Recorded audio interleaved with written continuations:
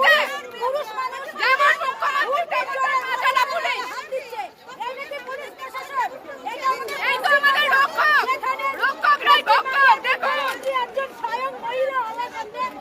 মহিলাদেরকে টেনে টেনে নিয়ে যাচ্ছে যে পুলিশকে আমরা রক্ষা করছি সেই পুলিশ টেনে টেনে তুলে নিয়ে যাচ্ছে পিছন থেকে এই তো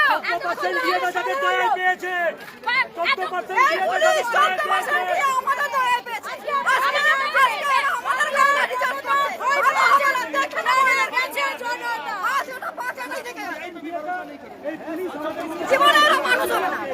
সারা জীবন সারা জীবন